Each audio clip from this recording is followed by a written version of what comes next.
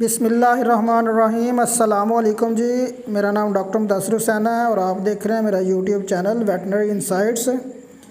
दोस्तों, ये लंबी स्किन का एक काफ़ी बिगड़ा हुआ केस आप लोगों के साथ शेयर करेंगे कि बहुत ज़्यादा जो लोग बहुत ज़्यादा परेशान हैं इस बीमारी से। तो इस बीमारी में अगर इस तरह के केसेस आते हैं तो आप लोगों के पास क्या ऑप्शन है और आप लोग क्या इसकी ट्रीटमेंट कर सकते हैं। तो सबसे पहले तो आप लोगों को ये बात बताता जाऊं कि जो लंपी स्किन डिज़ीज़ है इसमें जो ट्रीटमेंट है वो जानवर की कंडीशन और जानवर की सिविरिटी बेस है कि जानवर में बीमारी की शिद्दत किस तरीके की है, तो उसी तरीके का उसका इलाज करना है। ये नहीं करना कि जानवर को बीमारी हल्की सी है तो आप उसका बहुत ज़्यादा दबा कर ट्रीटमेंट करना शुरू कर दें और जानवर के जो किडनीज़ है और जो जानवर का जिगर है वो फारिग कर दें और जानवर की एक्सपायरी हो जाए। तो इसमें जो असूल की बात है वो ये है कि आप लोगों ने जब भी ट्रीटमेंट करनी है तो जानवर की कंडीशन देखकर और उसकी सेवरिटी देखकर उसका कौन सा सिस्टम ज़्यादा अफेक्ट हुआ है, उसमें स्किन इन्फेक्शन ज़्यादा है, जानवर को लंग्स का प्रॉब्लम ज़्यादा है या जानवर को वेस्कुलाइटिस है, उसकी जो खून की नालियां हैं, हार्ट है, उसके दिल का प्रॉब्लम है वो ज़्यादा है, तो जानवर की कंडीशन देख के जानवर की जो सिविरिटी है बीमारी की वो देख के आप लोगों ने ट्रीटमेंट करनी है। तो अभी जो आप लोगों के साथ केस शेयर कर रहे हैं ये क्रॉनिक इन्फेक्शन है और इसको काफ़ी दिन हो गए हैं। अभी इसको तकरीबन 16-17 दिन हो गए हैं और तकरीबन 10 दिन से ये बैल बैठा नहीं है। इसको काफ़ी ये पेनफुल कंडीशन में है, यूं ही ये बैठने की कोशिश करता है, इसको पेन फील होता है। तो ये जो बैठ नहीं रहा जानवर तो ये इस चीज़ की इंडिकेशन है कि उसको एब्डोमिनल कैविटी में या फिर चेस्ट में उसके लंग्स में इन्फेक्शन है या उसके अंदर भी ये दाने निकले हुए हैं जिसकी वजह से जानवर बैठ नहीं रहा और जब बैठने की ट्राई करता है तो दर्द की वजह से दोबारा उठकर खड़ा हो जाता है या बैठता ही नहीं है। तो इस जानवर को भी तकरीबन बैठे हुए 10 दिन हो गए हैं। तो इसकी जो कोली है, जो ब्रिस्किट है वो बहुत ज़्यादा उसकी स्वेलिंग हो गई है, ब्रिस्किट एडिमा बहुत ज़्यादा हो गया हुआ है और जो इसका प्रीप्यूस है, लोअर एब्डोमेन है, वो एरिया इसका काफ़ी ज़्यादा स्वोलन है, इसकी लेग्स भी काफ़ी ज़्यादा स्वोलन है। तो ये इस बात की इंडिकेशन है कि इस जानवर को जो कंजेस्टिव हार्ट फेलियर है उसकी जानिब ये जानवर जा रहा है और उसी चीज़ को मद्देनज़र रखते हुए आप लोगों ने इसकी ट्रीटमेंट ऑप्शन यूज़ करने हैं। तो इसको काफ़ी ज़्यादा सीवियर किस्म का लंग्स इन्फेक्शन भी है, आप लोगों ने वो भी ज़हन में रखना है।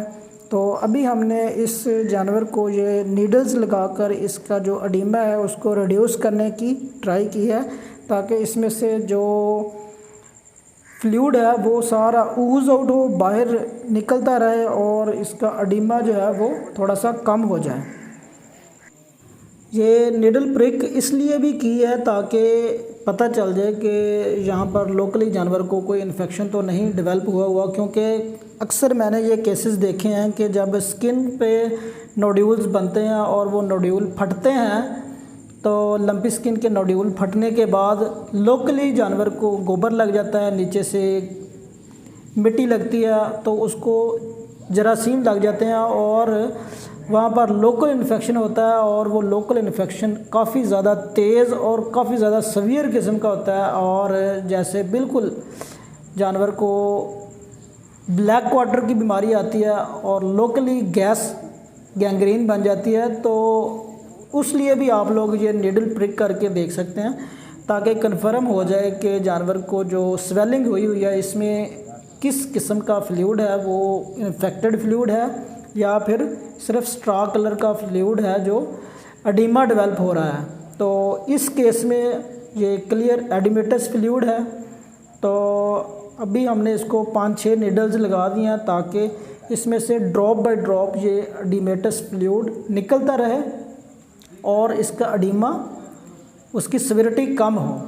तो ये काफ़ी सीवियर केस है और क्रोनिक केस है। तो अभी इसकी जो ट्रीटमेंट है वो काफ़ी तगड़ी किस्म की ट्रीटमेंट करनी पड़ेगी। तो इन लोगों ने पहले भी इस बैल की काफ़ी ज़्यादा ट्रीटमेंट की है।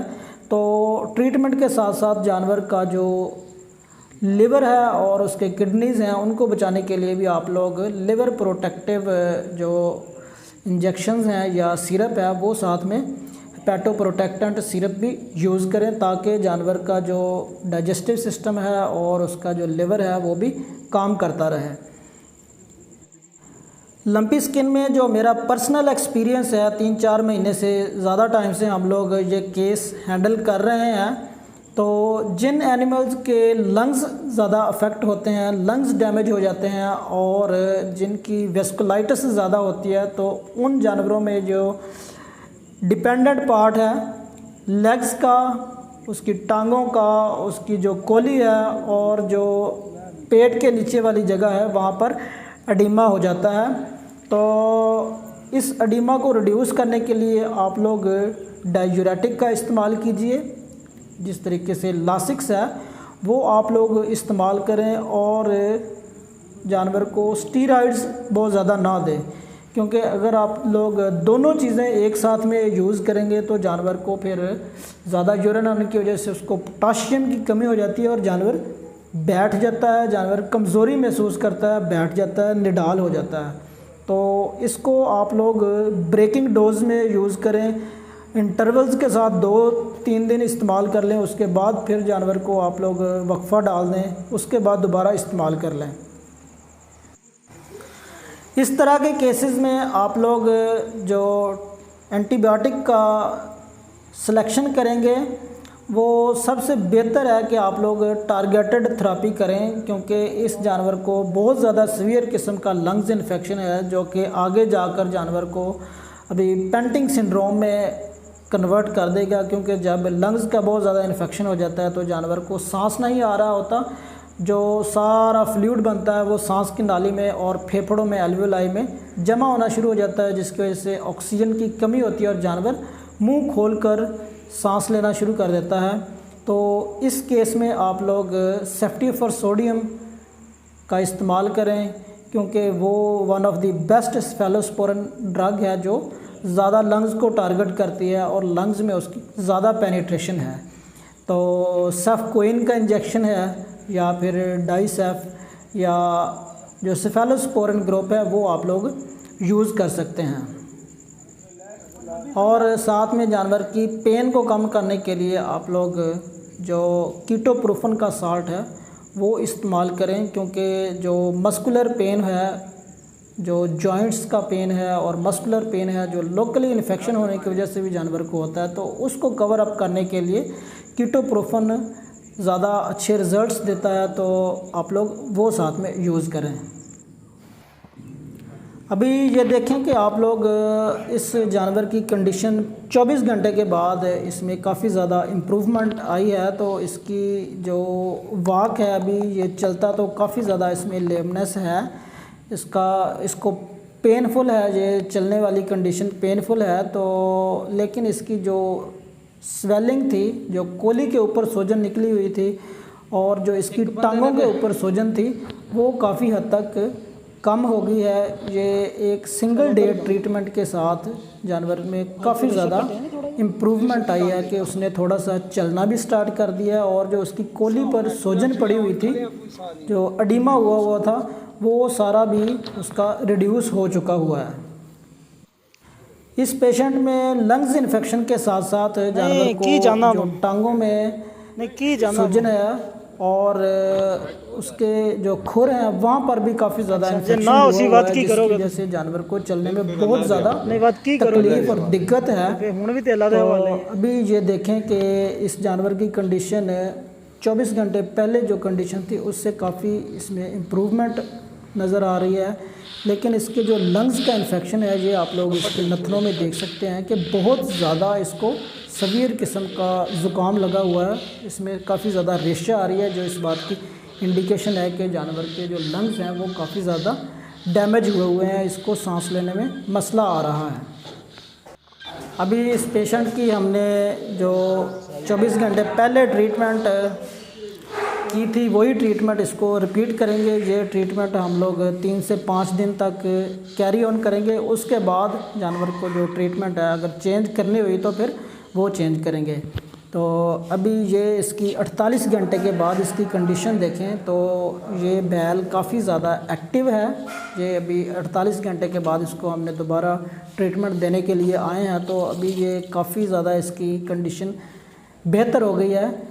इसको सांस का जो प्रॉब्लम चल रहा था वो भी कुछ हद तक इसका बेहतर हुआ है और इस जानवर ने साथ में उठना बैठना भी स्टार्ट कर दिया है। तो अभी इसको 48 घंटे हुए हैं ट्रीटमेंट दिए हुए, तो अभी इस जानवर ने उठना बैठना स्टार्ट कर दिया है, जो कि एक थोड़ी सी बेहतरी वाली अलामत है कि इस जानवर को इंटरनली जो सुकून मिल रहा है और ये रिकवरी की तरफ आ रहा है। तो इसने खाना पीना भी स्टार्ट कर दिया है और उठना बैठना भी स्टार्ट कर दिया है।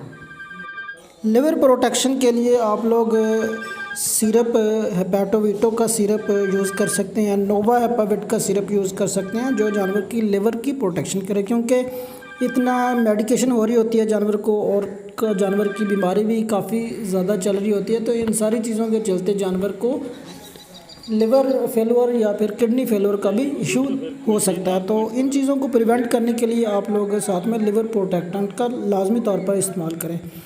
और जब भी आप लोगों ने जानवर की लंबी स्किन की ट्रीटमेंट करनी है तो आप लोगों ने हमेशा जानवर की टारगेटेड बेस्ड और सिविरिटी बेस्ड ट्रीटमेंट करनी है कि जानवर का जौन सा जिस सिस्टम ज़्यादा अफेक्टेड है आप उसको फोकस करके ट्रीटमेंट करें। जिस तरीके से इस जानवर को कार्डियोवास्कुलर सिस्टम का भी प्रॉब्लम चल रहा है और साथ में लंग्स इन्फेक्शन की वजह से ही का इशू भी चल रहा है, क्योंकि जब तक आप लोग फोकस करके ट्रीटमेंट नहीं करते, जानवर की सिविरिटी देखकर ट्रीटमेंट नहीं करते, तो जानवर को अफाका इतनी जल्दी से नहीं हो सकता और ट्रीटमेंट का फ़ायदा नहीं होगा।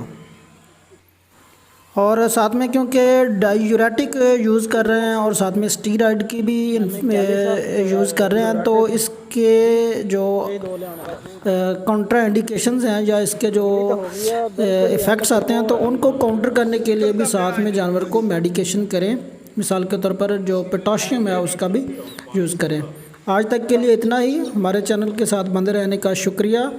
अपना ख्याल रखिएगा और हमारे चैनल का भी। अल्लाह हाफ़िज़।